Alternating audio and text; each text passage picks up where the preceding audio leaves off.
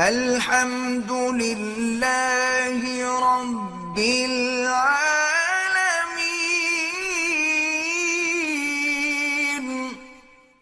کتابوں میں لکھا ہے فقہ کی کہ جانور کی 7 چیزیں حرام ہیں، ناجائز ہیں۔ اس پہ بھی بعض لوگ اعتراض کرتے ہیں یہ حنفیوں نے اپنی طرف سے نا ایک حلال کو حرام کر دیا۔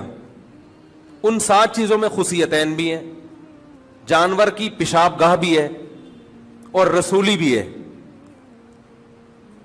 بھائی یہ اسی وجہ سے فقہاء نے اس کو ناجائز قرار دیا ہے کہ یحرم علیہم الخبائث، نبی کا ایک وظیفہ یہ بھی تھا کہ وہ خبیث چیزوں کو حرام کر دیں گے۔ تو اب ہر چیز میں انگلی پکڑ کے نہیں بتایا جائے گا یہ حلال ہے یہ حرام ہے، کچھ چیزیں تو بتائی جائیں گی، کچھ اصول اور ضابطے بتا دیے جائیں گے۔ جو جانور کے رسولی نکلتی ہے وہ گندا گوشت ہوتا ہے جو پھوڑے کی شکل میں آتا ہے، اس پھوڑے کو کھانے کے لیے الگ سے حدیث کی ضرورت نہیں ہے کہ پھوڑا کھانا حرام ہے جانور کا، سمجھ میں آ رہی ہے بات؟ اس کے لیے اتنا کافی ہے کہ وہ گندا گوشت ہے، وہ غلیظ ہے۔ اسی طرح یہ جو خصیتین ہیں یہ بھی پیدا کرتے ہیں گندگی کو۔ گردے جو ہیں وہ پیشاب کو فلٹر کر کے نکال دیتے ہیں، گردے پیدا نہیں کرتے گندگی، جبکہ یہ سے پیدا ہوتی ہے گندگی، الگ نہیں کیا جا سکتا گندگی کو اس سے۔ اسی طرح یہ جو پیشاب گاہ ہے یہ بھی کوئی ایسی چیز نہیں ہے جو انسان کھائے، یہ سلیم الطبع انسان اس سے نفرت کرتا ہے۔ اب اس پہ دلیل ہم سے مانگتے ہیں قرآن میں کہاں لکھا ہے، حدیث میں کہاں لکھا ہے؟ بہت سی چیزیں حدیث میں ہوتی ہیں، اس کے لیے تفقہ چاہیے، بصیرت چاہیے۔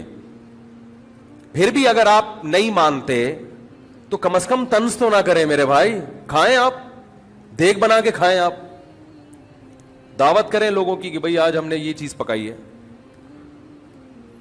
تو طنز نہ کریں۔ آپ کہیں گے میں بھی تو طنز کر رہا ہوں، تو میں جواب میں طنز کر رہا ہوں کہ جب فقہاء پہ طنز ہوگا، مجتہدین کو بیوقوف قرار دیا جائے گا، تو پھر لا يحب اللہ الجہر بالسوء من القول الا من ظلم، اللہ بری بات کو پسند نہیں کرتے، لیکن جس پر ظلم ہوا وہ دفاع میں کہہ سکتا ہے۔ اختلافی مسئلہ ہے، بعض مجتہدین کہتے ہیں حلال جانور کی سب چیزیں حلال ہیں، تو ٹھیک ہے ان کی رائے ہے، وہ بھی قابل احترام ہمارے لیے، لیکن اگر امام حنیفہ نے کہہ دیا کہ یہ چیزیں حلال جانور کی بھی حرام ہیں، ناجائز ہیں، تو آپ ابو حنیفہ پہ طنز نہیں کر سکتے، اس لیے کہ آپ کی مینٹل اپروچ وہاں تک پہنچی نہیں ہے۔ تو آپ یہ کہہ دو بھائی میں ابو حنیفہ کو نہیں فالو کرتا، تو ٹھیک ہے، جو شافعی مسلک کو فالو کرتے ہیں وہ بھی ہمارے بھائی ہیں، وہ ہم پہ طنز نہیں کرتے، ہم ان پہ طنز نہیں کرتے۔ لیکن جو طنزیہ اسٹائل ہے نا، یہ جہل مرکب کی دلیل ہے، یہ اس کی دلیل ہے کہ آپ جاہل بھی ہیں اور آپ کو یہ پتہ بھی نہیں ہے کہ آپ جاہل ہیں، سمجھ رہے؟ کم سے کم پتہ تو ہوگا مجھے نہیں آتا کچھ۔ تو جب لباس کو پاک رکھنے کا حکم تو باڈی کو اس سے زیادہ، اور انٹیریئر جو ہے وہ اس سے بھی زیادہ، تو اس میں کوئی مشکوک چیز بھی نہ جائے، جس کے تبھی امام حنیفہ نے اس کو حرام نہیں کہا، مکروہ تحریمی، ناپسندیدہ۔ تحریمی کا مطلب غلط، چھوڑ دو، لیکن ایسا حرام نہیں ہے جیسے سور اور کتا حرام ہے، کیونکہ اس میں اختلاف ہے۔ تو ہم بھی کہتے ہیں مکروہ ہے بھائی کھانے کے لیے، اور تم کٹاکٹی جا کے کھا رہے ہو، کم وقتوں معذرت کے ساتھ، تم اور کھانے کے حلال چیزیں کم ہیں دنیا میں۔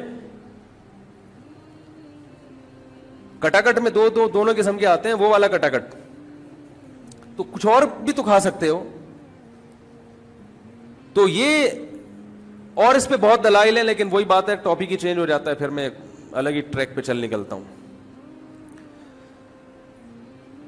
وہ ایسا ہی ہے جیسے آپ لاہور جا رہے تھے، راستے میں پانی کے لیے اترے، اتنا دور چلے گئے کہ سرگودا پہنچ گئے آپ، تو بھائی قریب میں مل گیا تو ٹھیک ہے، نہیں تو واپس آؤ، بیٹھ جاؤ ٹرین میں۔ تو کوشش میں اب بھی یہی کروں گا جو ٹاپک ہے اس کو لے کے چلوں، دائیں میں تھوڑا بہت گئے تو واپس ٹرن مارا کھڑکی سے دوبارہ داخل، پھر آگے چل۔